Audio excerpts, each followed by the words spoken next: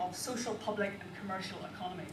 And I think traditionally we've tended to focus on the commercial economy as the main driver of economic growth in our localities, and that's right in many occasions. But we also need to think about the role that the public economy plays and the social economy as well. And the social economy is often where a lot of this big society activity is going to be based, or at least in the links between the different types of economy. And I think if you imagine those circles as of the three different economies as moving or dynamic, then if the public sector economy is shrinking, then the other two circles, the social and the private sector, need to expand massively in order to make up the slack, if you like. And in those areas where you've got a real lack of commercial sector investment, a real lack of commercial sector presence, particularly in some areas of the northwest that many of you will be working in, then the social sector suddenly becomes a lot more important than it has done before. It may be your only tool in order to drive forward new jobs and new investment and new entrepreneurship. And that's perhaps where big society can help in that process. The model also looks at four other influences: the influence of the broad economic context, the role of government, which is highly centralising in this country. Apparently Malta has got a highly centralised system, but I don't know much about Malta. But it is massively centralised. You know, if you compare it to parts of Europe, whole systems of income tax distribution and the way the planning powers much more held at a local level, and that's something that certainly we'd be interested in seeing a change to in the future. And also the need to work with environmental limits, which is going to become increasingly important, as well as local identity and context, history and culture. And I suppose that last point is about working with what you've got, rather than trying to reinvent yourself as something that you're never going to be. So I think the question for us is about how economic development needs to respond to big society.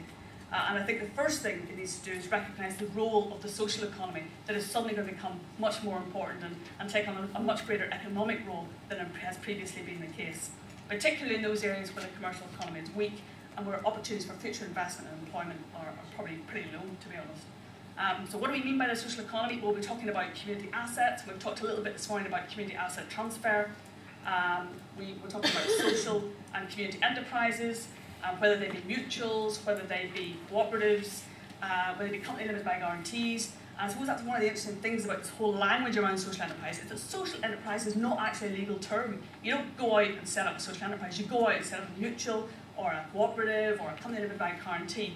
And I think sometimes that can get in the way of the discussion. We're also talking about unpaid voluntary work and supporting the economy, and that's very much in tune with the social activism point in big society. The role of community and voluntary organisations in supporting vulnerable communities and I suppose adding to the support provided by the state or not provided, as the case may be. And also as employers and purchasers. And I think we often forget this, that social enterprise organisations actually employ people. They actually buy stuff in the economy. And how can we use that much more effectively in the future? I think as well, this has got to be a key component of the Regional Growth Fund, and it's really encouraging to see that the Regional Growth Fund is talking about social enterprise and self-employment.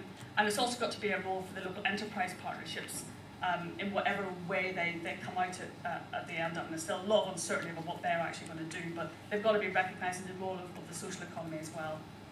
The links between the commercial and the social economies too, I think, is really an untapped resource. And Francis mentioned about new entrants into the big society in terms of the private sector. And the interconnectivity between the social economy and the commercial economy is something that tends to be really weak. In all the work that we did across the UK, we found there was often a real lack of discussion, of debate, of interconnection between what the commercial or the private sector does in your area and what the social sector does. And there's a lot of people in the commercial sector who are keen to support their local economies and have a real civic role to play, and how can we harness their energies much more effectively in the future. And the last thing is around procurement. Procurement is something that we've done a lot of work in recently as part of our resilience. And if there's less money around, then the money that we do have in the public sector has got to be used to the maximum benefit. And that's not simply about getting cost savings or efficiency, but it's also about effectiveness. And how can we use that scarce resources to try and address wider policy goals, whether that be about supporting employment or about supporting wider health objectives. And I think that's going to be a really important lever for all of us in the future.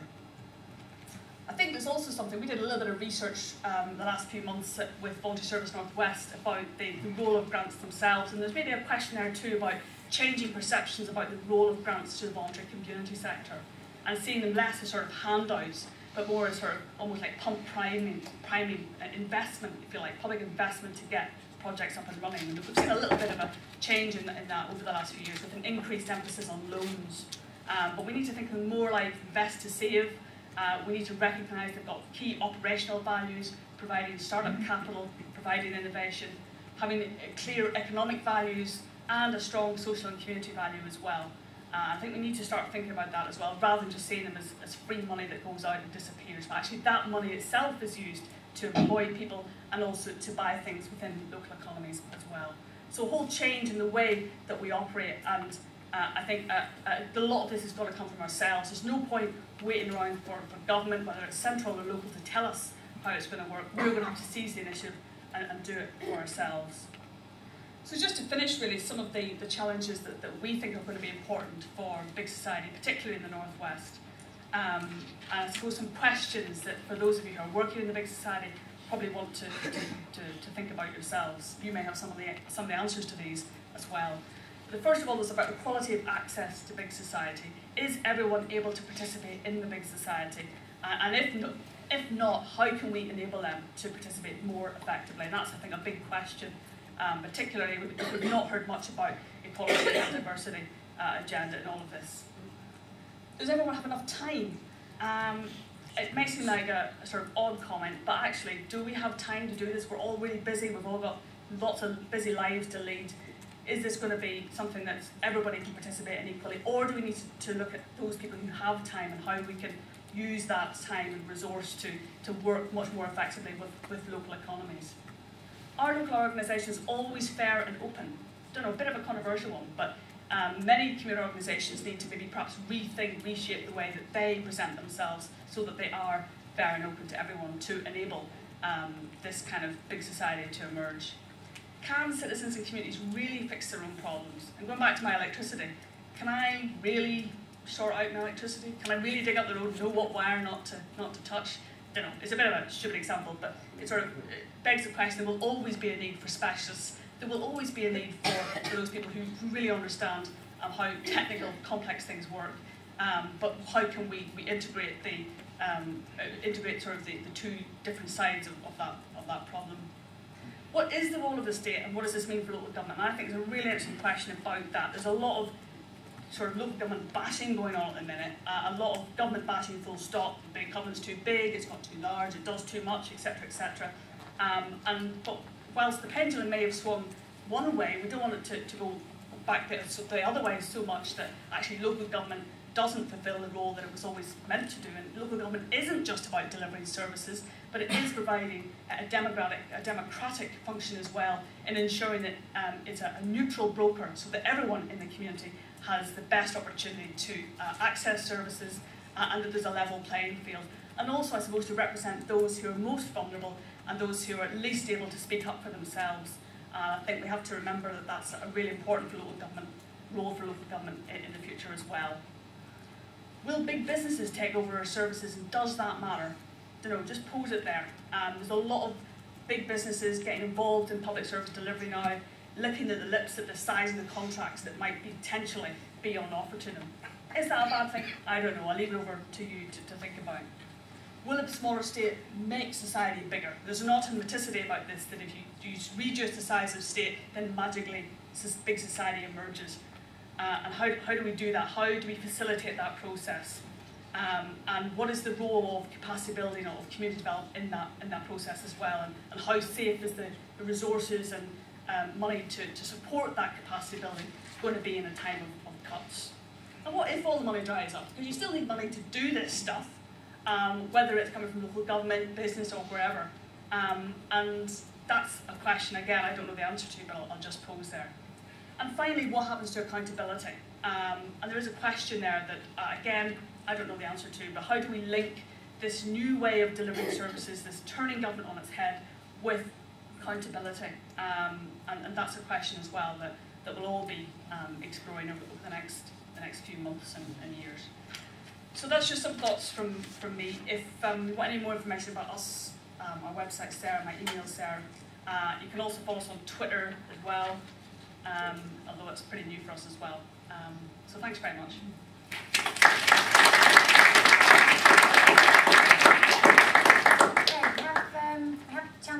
just one or two, any questions for Sarah? For anything that Sarah's mentioned, talked about this morning? Okay, we have one just down at the front. So we'll just bring the microphone round to you.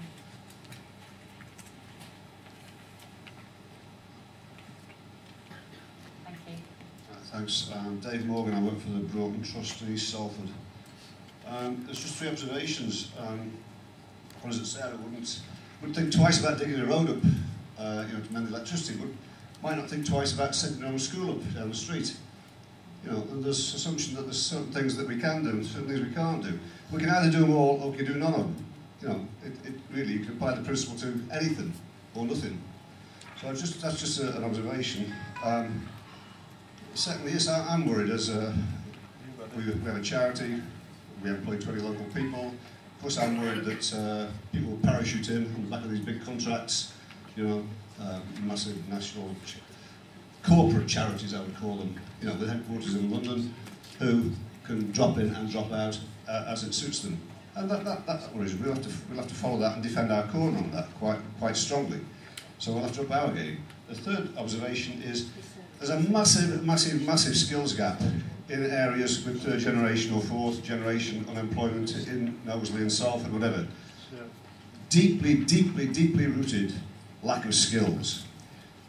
At a time when the skill demands are increasing for real, sensible, proper, long-term jobs. There's no such thing as a skill centre these days, what I like to see. There's no attempt to actually give people intensive training which accelerates them through a process of skills training to bring them into the 21st century from the 50 years ago that they are mentally and in a sense skill-based. So without some massive intervention on that skills front, I do not see how people who live in East Salford, people who live in Knowsley, people who live in Birkenhead, people who live in any of the numerous areas that have never got out of that first recession of the late 70s, early 80s, are actually going to make contact with this new economy, to be honest. Thank you. Sarah, do you want to respond? Yeah. Sorry, just bring this microphone. Yeah, thanks for those. I like your point about the electricity. In some ways, I think it'd be great. Big solar panel on the roof, do my own thing, link up the local neighbours, supply local electricity cheaper. Why not? And I think you're right. We've got to be careful about putting barriers up about what we can and can't do. So yeah, thanks for that. And then on the other point, yes, it's another in terms of bigger contracts, bigger business coming on to our turf, if you like, in the northwest. Well, yeah, we need to up our game, and perhaps that's a good thing. Perhaps that is the kind of competition driving up standards that the government's looking for. I suppose my only point would be, let's make sure it's a level playing field, and that let's make sure that the commissioning and procurement criteria that are being used recognise the value of our work, not just in terms of the bottom line, but our wider policy goals. Thank you. Just one final question, and then we'll get to break. And so Jessica Crowe from the Centre for Public Scrutiny. I know you're hearing from me later, but I thought I'd put this one because I was interested in your points about accountability and organisations being fair and open. And it's more a comment really in the question, but we've been thinking about this and I think agreeing with you that it does raise a whole set of different questions that people need to think differently about how they account for what they do if they're all playing different roles. I think there's lots of exciting opportunities. And we've developed something we called an accountability charter, which is a kind of tool for people to use to help them think through those accountabilities and set out some commitments to how they will work. This is not just about what you do and delivering services in different ways, it's about how you work with the communities and are accountable to them. And we probably all need to think about that, from local government, big government, private sector and voluntary sector. There are challenges for everybody, but our charter could possibly help. Okay, and is that available on the? It's in development at the moment, right. but we're looking for partners to develop it. We're obviously not piloting it, but we might have a beta charter. Thanks, Jessica. Thank you. Thanks again, Sarah. Okay, I'm going to release you for coffee.